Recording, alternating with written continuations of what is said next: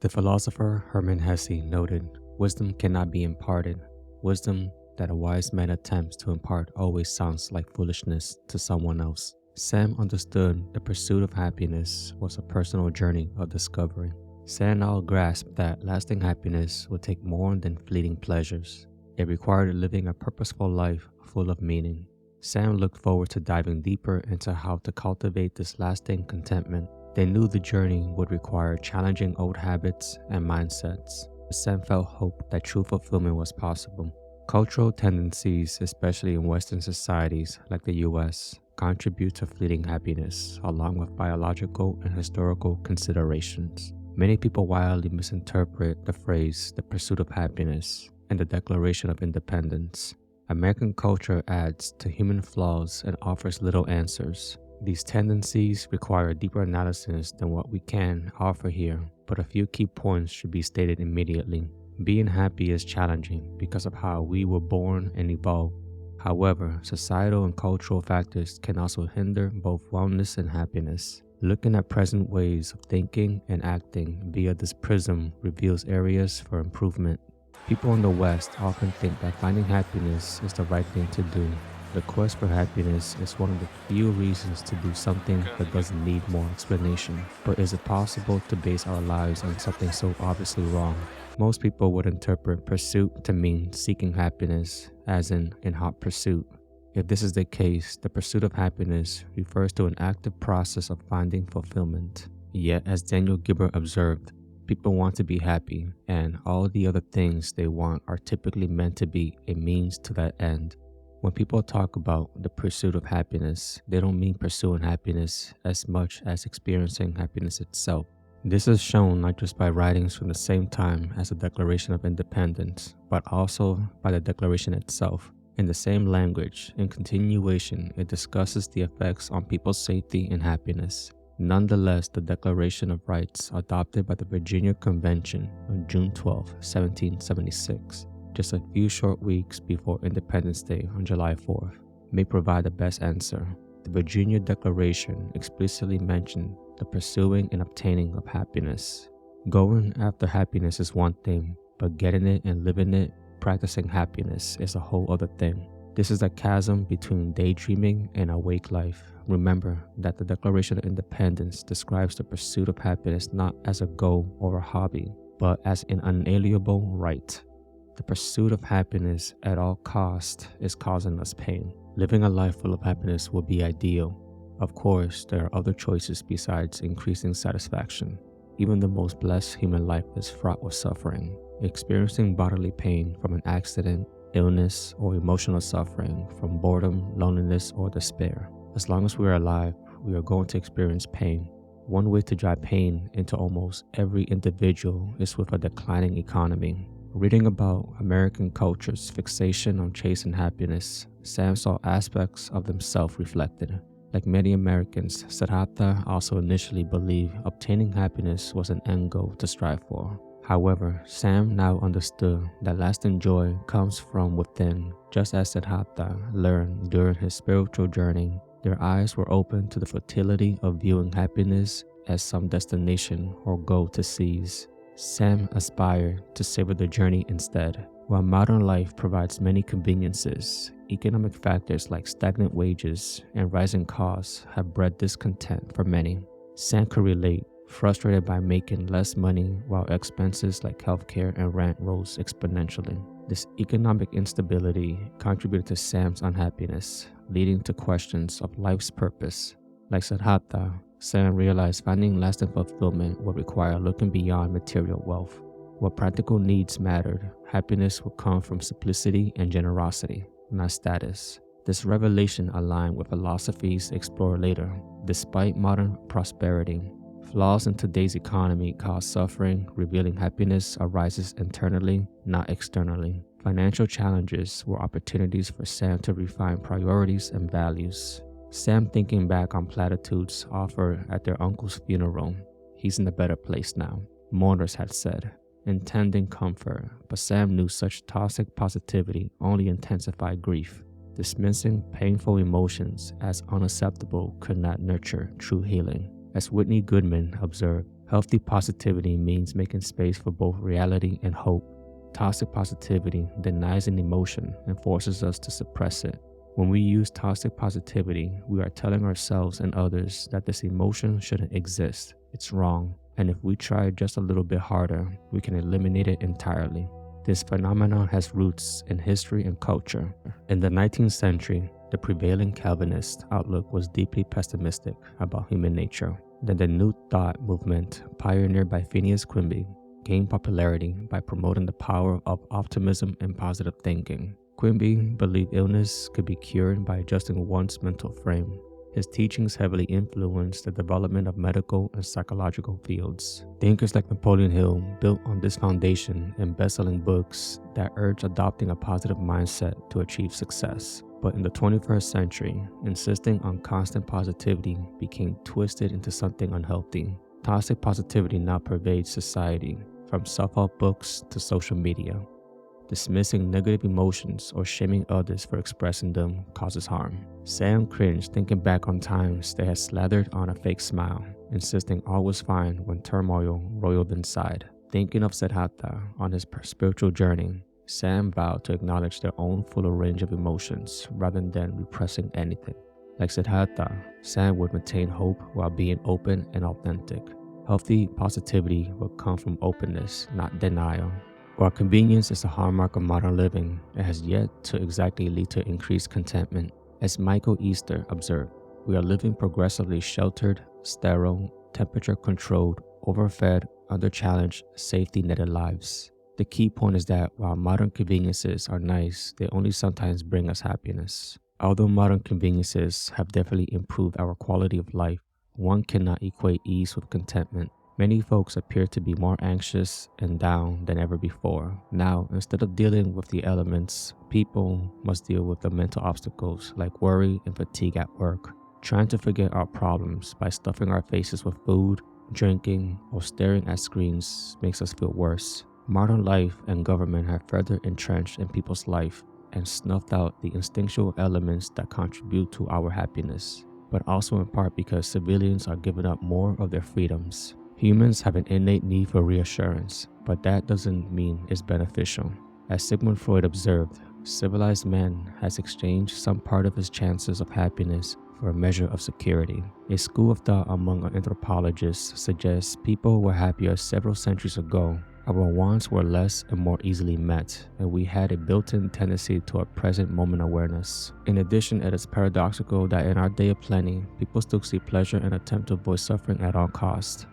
Spending our hard-earned cash in the pursuit of convenience is a surefire recipe for misery, as Michael Easter observed, but a radical new body of evidence shows that people are at their best physically harder, mentally tougher, and spiritually sounder. After experiencing the same discomforts our early ancestors were exposed to every day, scientists are finding that certain discomforts protect us from physical and psychological problems like obesity, heart disease, cancers, diabetes, depression, and anxiety, and even more fundamental issues like feeling a lack of meaning and purpose. When you seek pleasure, pain always follows it, but when you seek pain first, pleasure follows it. Pursuing instant gratification and taking the easy way out can only lead to more misery. The rapid pace of technological change and the information revolution has profoundly affected society. Innovations like the internet, smartphones, and social media have brought convenience but also disrupted norms. Tools that connect us digitally often leave us feeling more isolated. Our brains evolved for face-to-face social interaction over thousands of years, but new technologies remove critical in-person cues like body language, touch, and eye contact. Staring at screens has replaced conversing with friends. Online relationships tend to lack depth and meaning compared to real-world bonds. This isolation is especially acute for millennials and Gen Z, who came of age alongside technology. Rates of loneliness, anxiety, and depression have surged in these generations. Humans crave real community and stimulation, but technology overly satisfies these needs with shallow digital engagement. Our psyches aren't adapting as fast as Silicon Valley invents new gadgets. While innovations offer useful tools, over-reliance on technology displaces social, emotional needs. Achieving balance is critical. Thoughtfully integrating tech while still prioritizing genuine connections Many help ease the loneliness epidemic technology itself created. Certain societal shifts have bred more anxiety and fragility. Phenomena like helicopter parenting and participation trophies for all foster overpraise under preparation for hardship and a sense of entitlement. Sheltering youth from adversity or failure warps their coping abilities. Meanwhile, the media amplifies conflict and spreads envy. News profits by stoking outrage and division. Social media rewards the loudest, most extreme voices. This pollution of the information ecosystem divides society into polarized camps. The internet also provides limitless avenues for negativity. Cyberbullying, misinformation, anonymous trolling, these behaviors spread like a virus. And research confirms negative interactions carry more weight than positive ones. This topples the delicate balance of human psychology. Individual grit and resilience suffer the consequences. Each generation grows up more risk-averse, taking less responsibility. Mental health issues are rising. By overprotecting and overconnecting youth, society has bred more fragile, anxious archetypes. Finding balance and learning true coping skills is the antidote. Thus, we also ask ourselves, why would anyone want to be perpetually happy?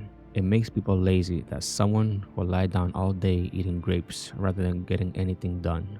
Some drawbacks of too much happiness include the possibility of becoming a head above the clouds, which might lead to less originality than in persons whose emotions are more nuanced. In addition, they are more likely to take risks without fully considering the consequences, since they are oblivious to or choose to ignore potential dangers or excessively spend money. Like most things, moderation is vital, but it's preferable to tip the scales toward joy rather than sadness. Surrounded by minor amenities, Sam was frequently anything but happy. They wondered if constant comfort made them take life's blessings for granted. Sam thought of how Siddhartha rejected a life of ease and luxury with Kamala. Instead of living simply as an ascetic and ferryman, he found greater purpose in those unconventional lives. Seeking convenience above all had led to emptiness for Sam. Like Siddhartha, Sam longed for simpler times, but life meant more than chasing the next luxury. They pared down possessions and learned to find joy again in life's basic gifts. If inner fulfillment was the goal, the philosophical schools of thought offered more actionable guidance. Stoics advocated controlling emotions through reason. Epicureans linked happiness to moderate living. Aristotle preached cultivating virtue. Their teachings contain ethical insights for Sam to apply toward a flourishing life. Hermann Hesse observed, "When someone seeks, then it easily happens that his eyes see only the thing that he seeks, and he is able to find nothing, to take in nothing, because he always thinks only about the thing he is seeking." Like Siddhartha, Sam aimed to explore happiness philosophies with an open mind, rather than seeking only validation. Hesse also wrote, "I have had to experience so much stupidity, so many vices, so much error, so much nausea, disillusionment and sorrow, just in order to become a child again." This resonated with Sam, who knew lasting happiness would require challenges and learnings through both success and failure on the journey. And studying schools of thought like Stoicism, Epicureanism, and Buddhism, Sam hoped to sample their insights with Siddhartha's spirit of openness. The Greeks and Christianity shaped European ideas tying morality to societal roles and duty, but modern individualism shifted focus to personal fulfillment. What universal truths on happiness might diverse philosophies reveal? Sam read on eagerly. Aristotle in his Nicomachean Ethics argued that true happiness comes from pursuing virtue and realizing our human potential, not simply seeking pleasure. Aristotle saw cultivating virtues and achieving excellence as central to fulfillment. He believed actively developing moral virtues like courage, generosity, and wisdom was key to happiness. Aristotle stated, happiness requires developing virtue and striking a balance between extremes of behavior. His teachings on patiently building character through practice resonated with Sam. By pursuing virtues like courage and moderation, perhaps eudaimonia was within reach. Stoics believe happiness comes from living virtuously and pursuing one's calling. They encourage evaluating emotions rationally rather than suppressing them.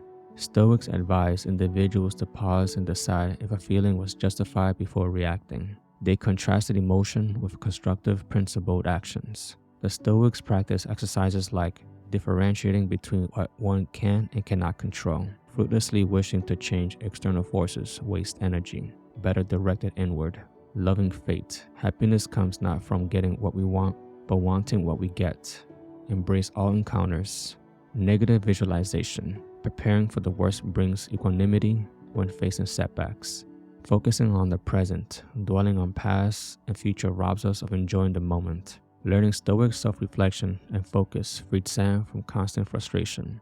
They learned to shift perspective and accept what is. Stoicism wisdom brought equanimity. Sam thought of Siddhartha joined the ascetics, who believed enlightenment came through renouncing pleasures. But like Siddhartha, Sam knew extreme self-denial was not the path to happiness. Sam knew that moderation and discipline were needed, not austerity. Epicureanism linked happiness to a moderate lifestyle, free of excess. The philosopher Epicurus taught that true happiness comes from calmness and lack of pain, not material pursuits. Epicurus believed seeking freedom from anxiety and avoiding suffering led to contentment. He promoted a minimalist lifestyle and a moderation of desires. Epicurus stated that to find inner calm, one must master appetites and avoid overindulgence. Living temperately and virtuously was central to his teachings. The call to restrain desires deeply resonated with Sam. They saw that finding fulfillment in simplicity and moderation could be freeing. Sam need not to be enslaved by material cravings. The 13th century philosopher Thomas Aquinas believed perfect happiness is found in the contemplation of divine things and the beatific vision of God. Aquinas agreed with Aristotle that cultivating virtue leads to happiness, but saw perfect joy as only achievable through contemplating the divine. Aquinas stated, perfect happiness consists entirely in contemplation of God, while imperfect happiness combines contemplation and virtuous action. Though reason brings some joy, ultimate fulfillment comes from unity with God. Jesus Christ also outlined principles for happiness through virtuous living. His two great commandments were, love the Lord your God with all your heart and soul and mind and strength, and love your neighbor as yourself.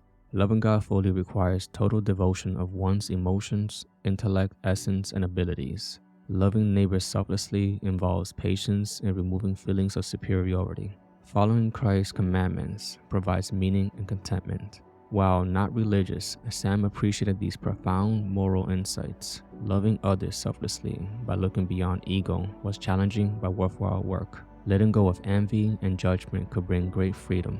The pursuit of happiness is a fundamental tenet of Buddhist philosophy.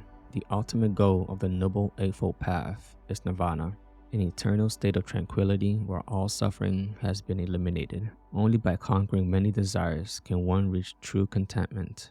Cultivating a selfless concern for the well-being of all sentient beings is another essential Buddhist teaching. The Four Noble Truths outline a path away from anguish towards enlightenment that piqued Sam's curiosity.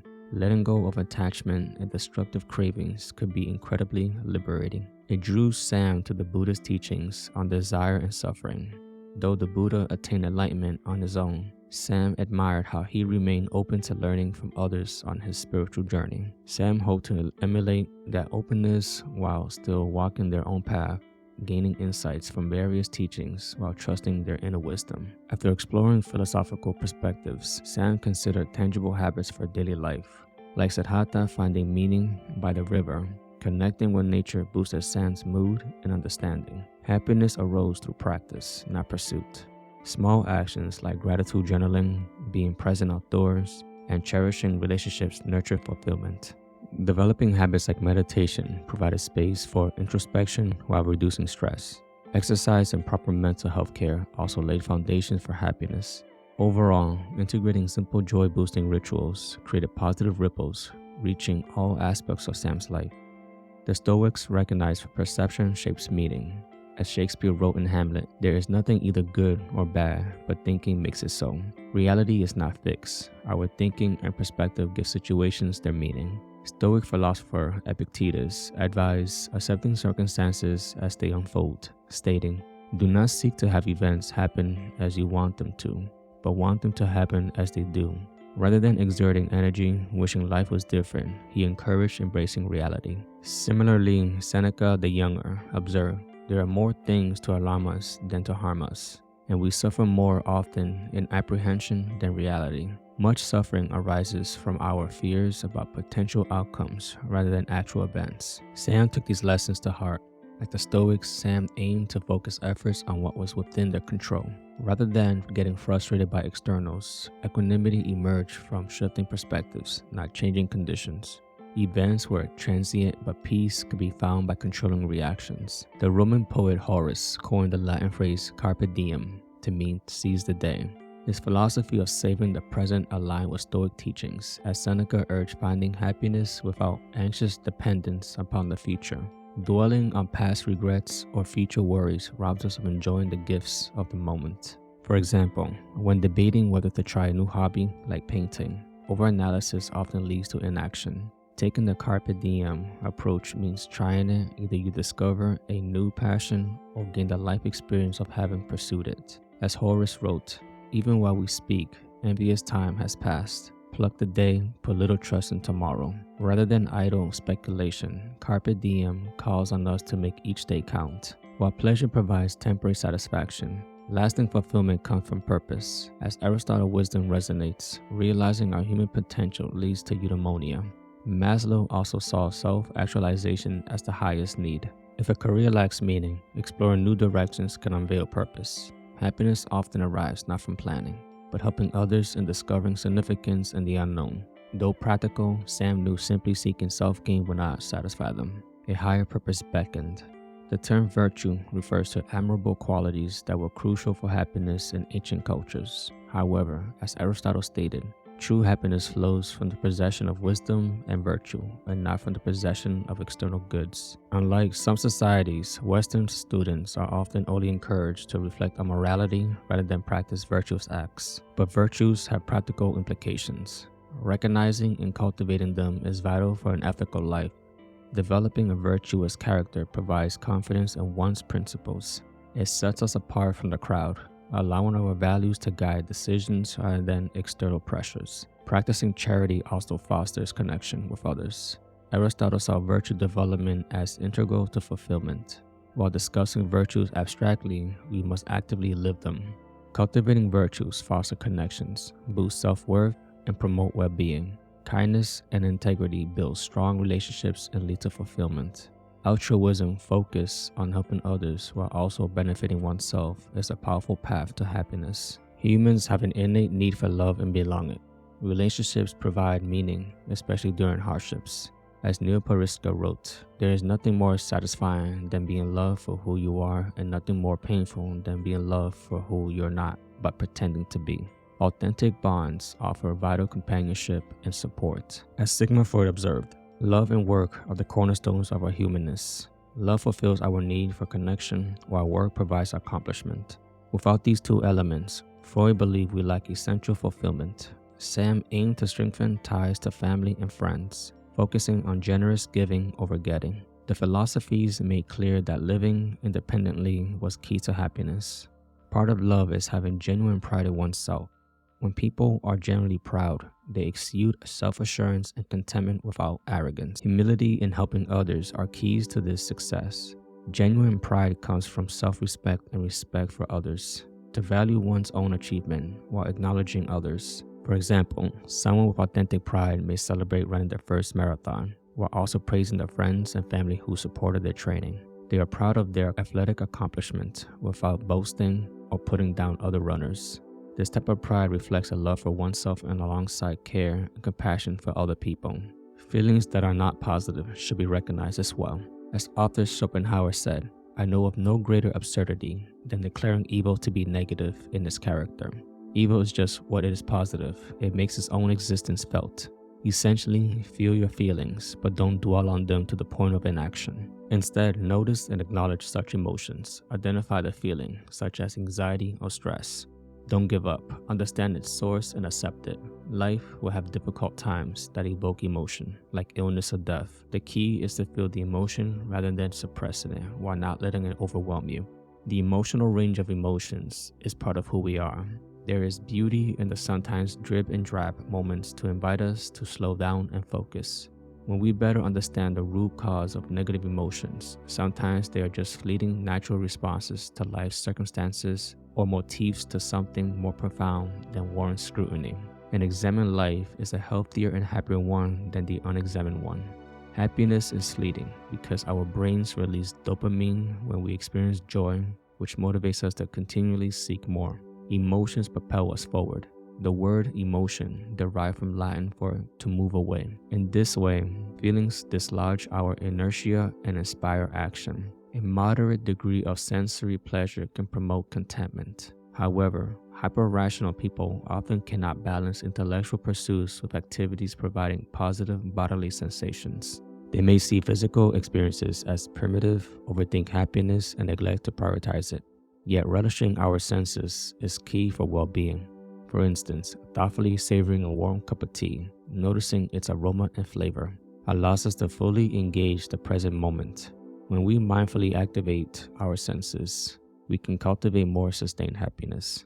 As Hesse wrote, wisdom is not communicable. The wisdom which a wise man tries to communicate always sounds foolish. This reminded Sam that while guidance could be useful, lasting happiness ultimately comes from within. It gave him hope to know fulfillment could grow through small, consistent actions tailored to their own inner needs and values. The habits would help reveal Sam's unique path, but the journey itself was personal. Diving deep into the pursuit of happiness filled Sam with renewed motivation.